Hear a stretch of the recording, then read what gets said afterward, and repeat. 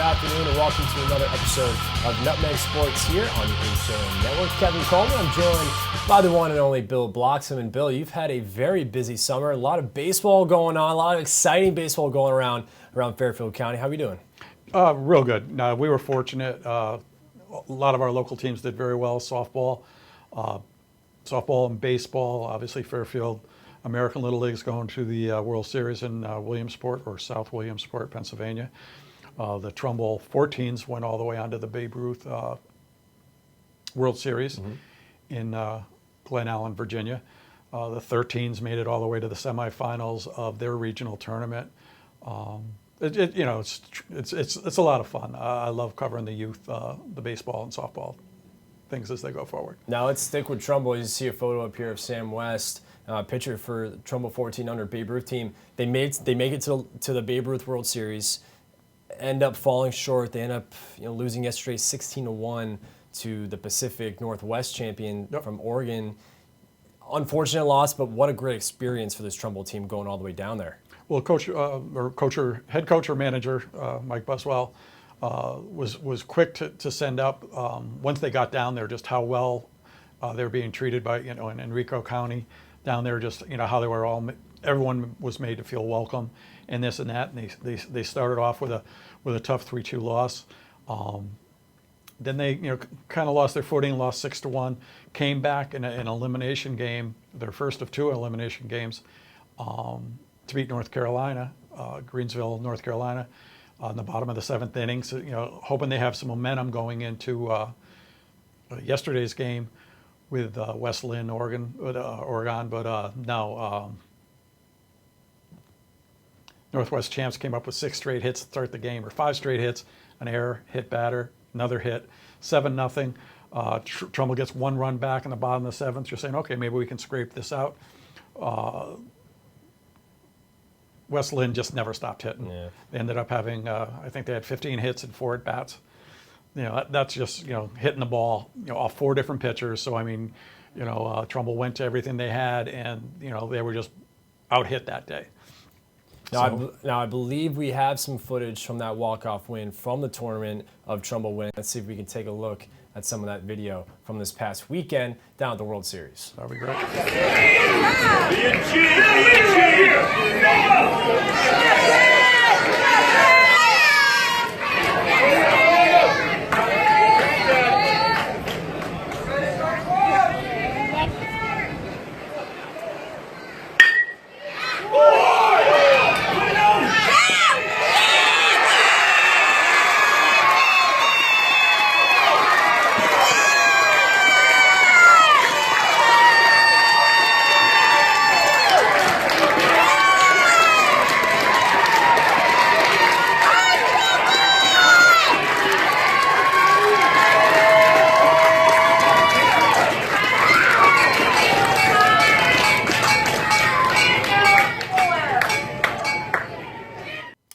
Walk-off win for Trumbull, and you mentioned to me that's Jake Gritadori up to bat. Talk a little about that at bat, right?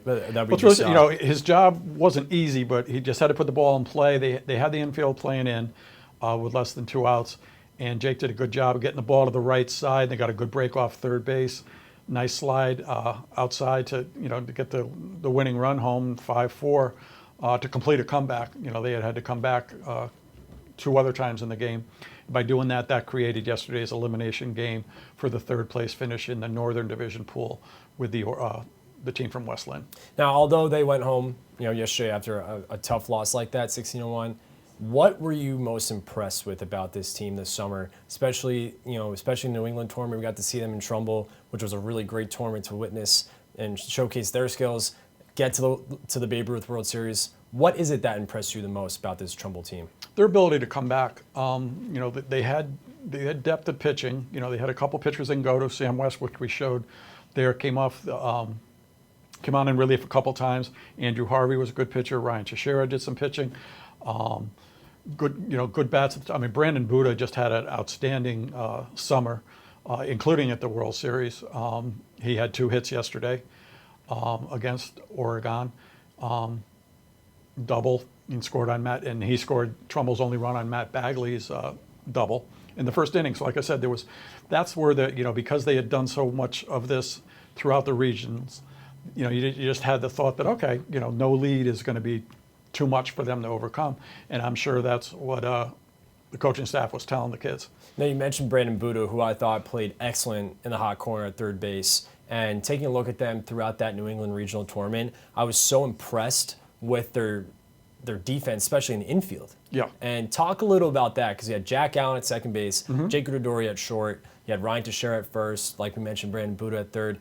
So impressive lockdown defense. Talk about that. Yeah, and and then you add to that, you have Jackson Vicente, That's right, at the catcher, behind the plate. who can throw guys out, throw behind guys. When the other team gets a base runner on, had a strong arm. Obviously, the percentages always kind of go one way or the other on terms of stealing and what the pitch count is and what kind of pitches you have. But yeah, no, they were solid defensively going into the World Series, and that was the key.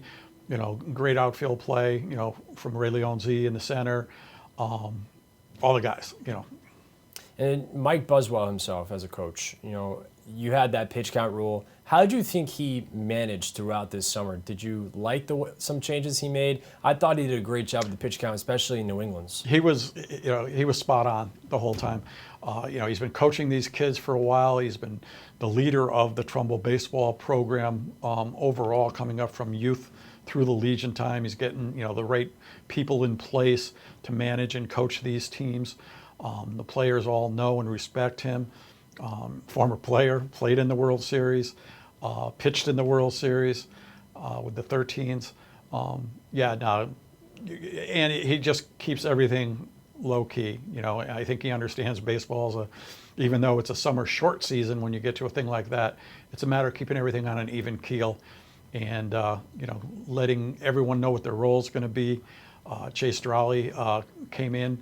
He pitched that 5-4 win. So the depth of the pitching staff did its job there, and it was just a great summer for these kids. I can't think coming back. They're all coming back to high school.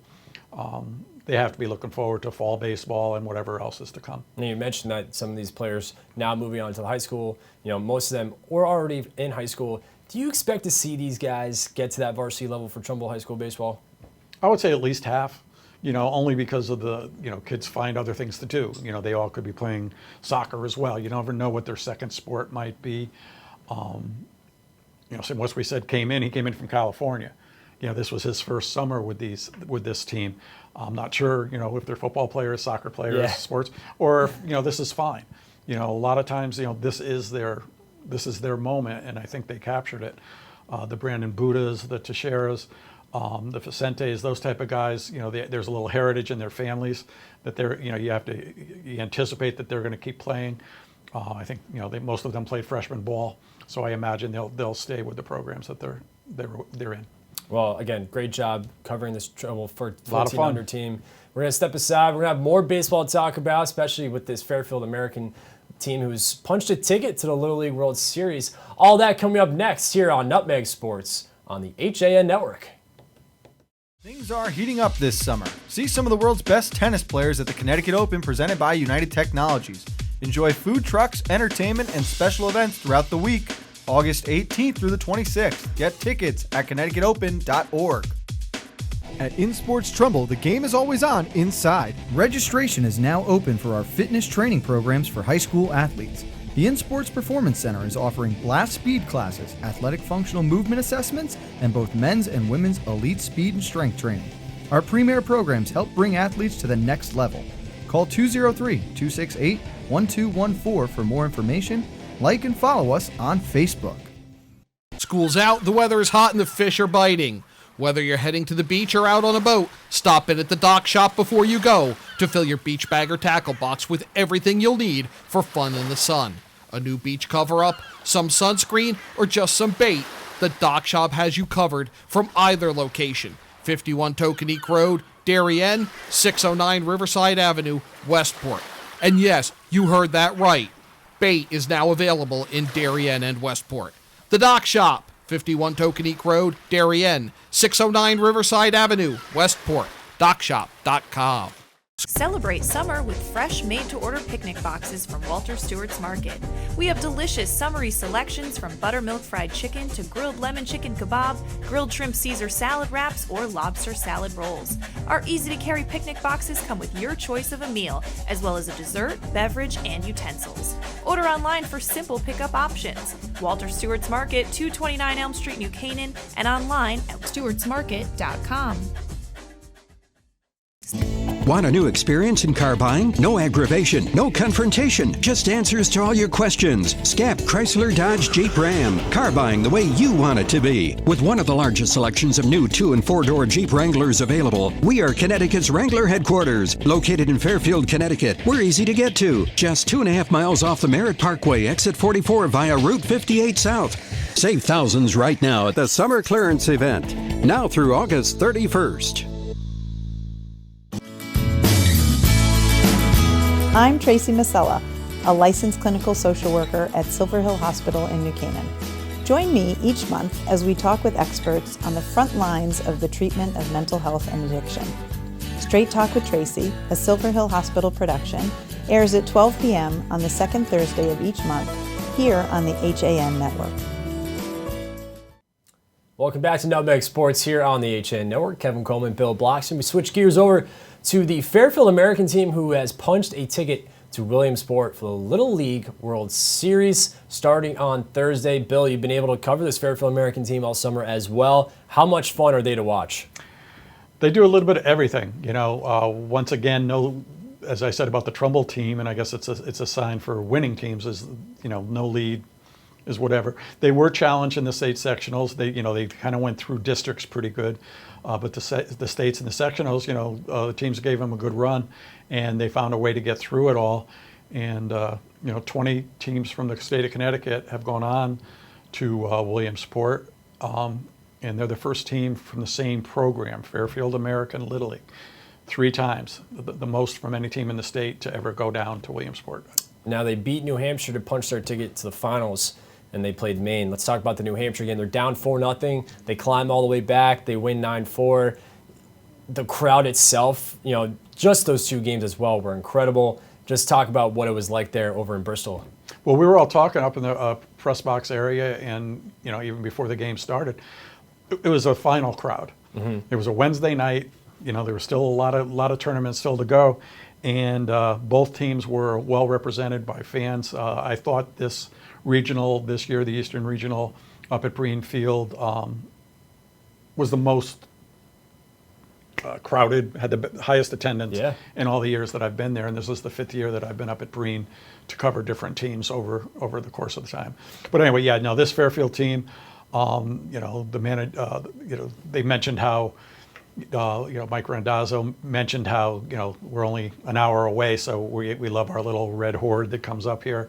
I think they call themselves the Red Tsunami that comes up. But they were there in mass. And Maine's team, it was great. They're going, let's go Maine all the way through. They were like the little engine that could.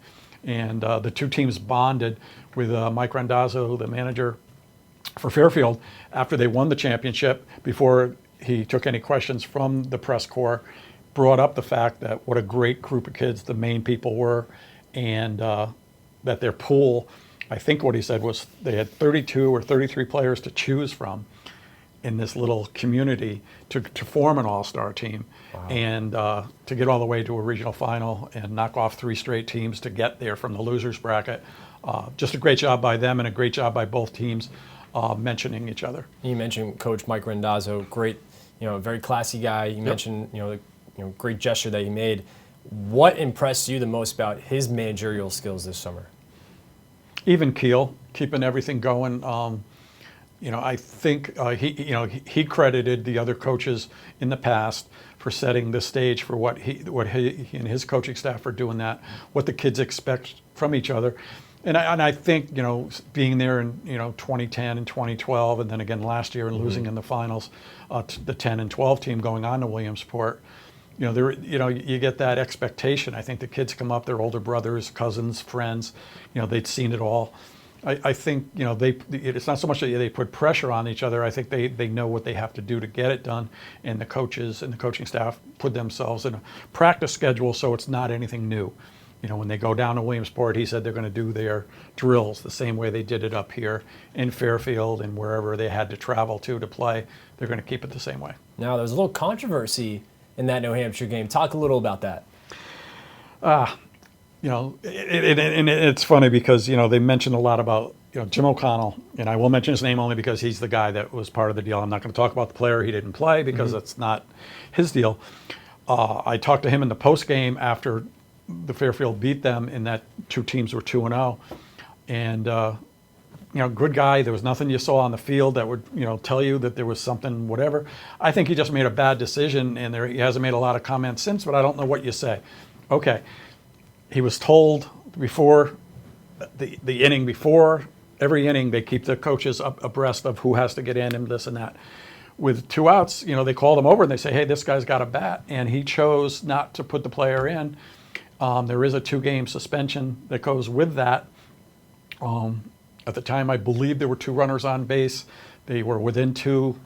The next guy, I think another guy got on base before Maine was able to get a guy to pop out and secure the 7-6 victory. I think it was just a bad decision, and I think Little League did a good job addressing it right away. The CEO, came right on. Stephen Keener came right on with Carl Ravitch the next game and made sure that, no, this isn't something that they want to do. They don't want coaches having this ability. And Carl Ravitch made a point of, well, if it says mandatory, how did he have a choice if it's mandatory? That's a very good point. And Mr. Keener made a good, he brought out the number, and I can't quote him accurately, of the thousands of Little League games that go on. And the reason that there is even a penalty put in there that it isn't mandatory is for mistakes. When a manager just either is not paying it, there's some teams that only have 1 coach and 12 players. Out of all these teams that are playing all over the country, once they get to districts and move on, the rules apply. Right. This isn't just a Williamsport or Bristol or regionals.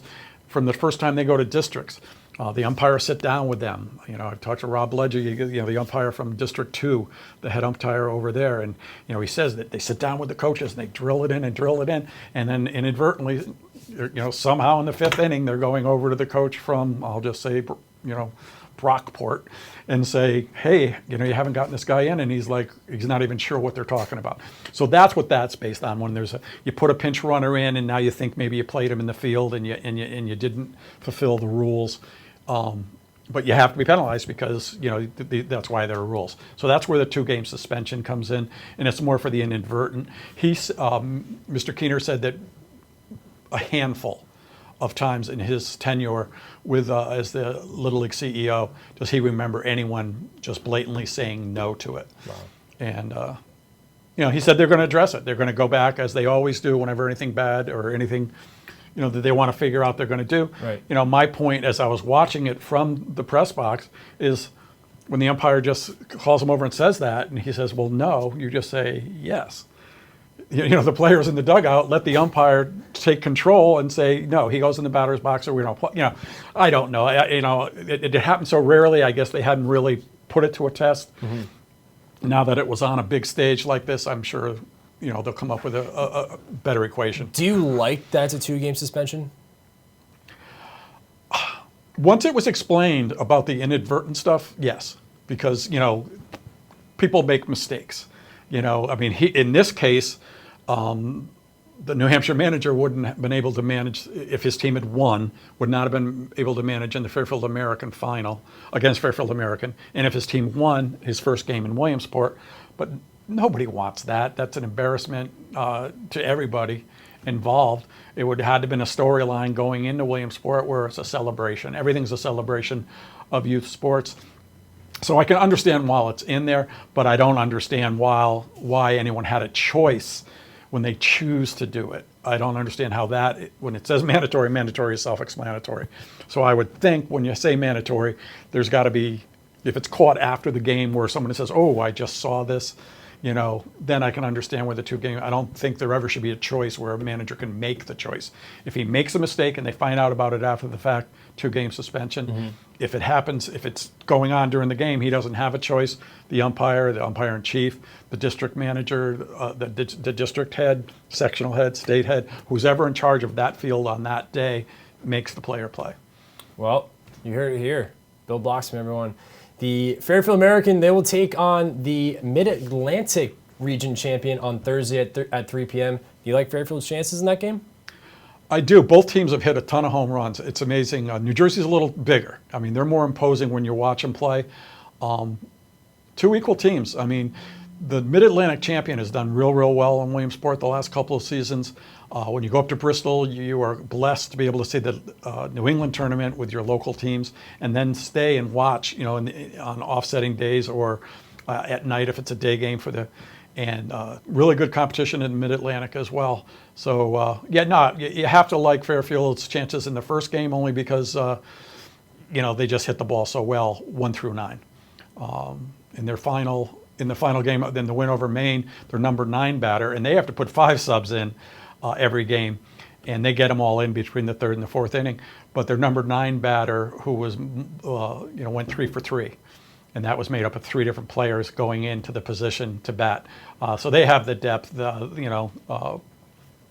It's a toss. It's baseball. That's how Maine got to the final, and that's how Fairfield American got to the Williamsport. Well, we're looking forward to it. Like we mentioned, Fairfield American will be taking on the Mid-Atlantic Region Champion at 3 p.m. on Thursday on ESPN. We're going to step aside. When we come back, we'll have plenty more here on Nutmeg Sports on the HAN Network. Want a new experience in car buying? Scap Chrysler Dodge Jeep Ram with one of the largest inventories of new 2- and 4-door Wranglers. We are Connecticut's Wrangler headquarters. Come visit our new Ram Truck Center. Browse our websites, scapchryslerjeep.com or scapdodge.net to find the new Jeep, Chrysler Dodge car, minivan, or Ram truck you've been looking for. Just 2 miles from both I-95 or the Merritt Parkway exit 44. Save thousands right now at the summer clearance event. Now through August 31st. Want a new experience in car buying? Scap Chrysler Dodge Jeep Ram with one of the largest inventories of new 2- and 4-door Wranglers. We are Connecticut's Wrangler headquarters. Come visit our new Ram Truck Center. Browse our websites, scapchryslerjeep.com or scapdodge.net to find the new Jeep, Chrysler Dodge car, minivan, or Ram truck you've been looking for. Just 2 miles from both I-95 or the Merritt Parkway exit 44. Save thousands right now at the summer clearance event. Now through August 31st. Welcome back to Nutmeg Sports here on the HAN Network. Last Friday, we were able to join Ben McFadden, who was able to get his wish granted by Make-A-Wish Connecticut and Splash Car Wash over at the Cos Cobber in Greenwich, Connecticut. Frank Granito and myself were able to go down and sit down with Ben McFadden as his wish was granted, as he will head to Seattle to meet Russell Wilson, his favorite football player, and the rest of the Seahawks team. Here's a quick video of our footage from when we got to sit down with Ben. Well, basically, you're going to have 2 fabulous days with the Seahawks. One at their practice, where you're going to meet all the players. You're going to be with 9 other Make-A-Wish families, and you are going to go to the stadium, meet the players, see them practice. You're going to interact with them. Thank you. You're welcome. This one is. That'll be fun, right? Yeah. Okay, so that first day is the practice, right? You're going to meet them all. You're going to watch them practice. It's going to be so cool. You're going to be right in there.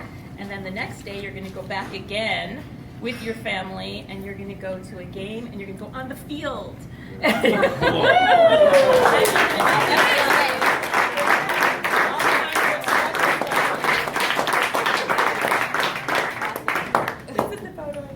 know. And anyways, you're going to have a terrific time. I'm sure you're going to have experiences that are surprises, and you're just going to be right up there and close and watch the game, and you'll be staying at this beautiful hotel the whole time with your family. All of your family will be with you at this, all 4 of you, and it should be just fantastic. So lots of details to come. And I know you're going to meet Russell. And who else do you love on that team? Richard Sherman? Oh, yeah, Richard Sherman is so cool. So they'll all be there. They'll all be there. And I'm sure they'll have lots of fun surprises for you, okay? And you have the time of your life.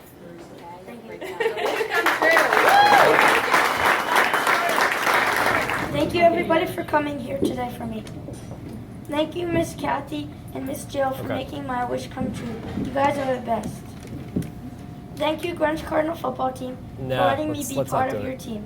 I can't wait for this season, when we win every game, including FCI and state championships.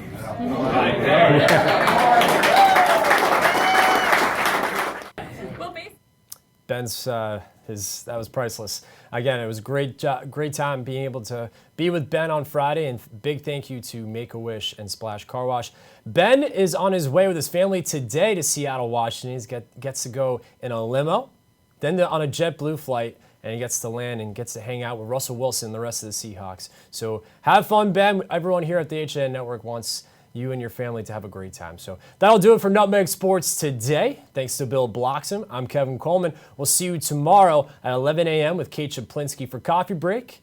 We'll have CT Pulse, and then we'll have Nutmeg Sports at 2 p.m. Have a good day, everyone.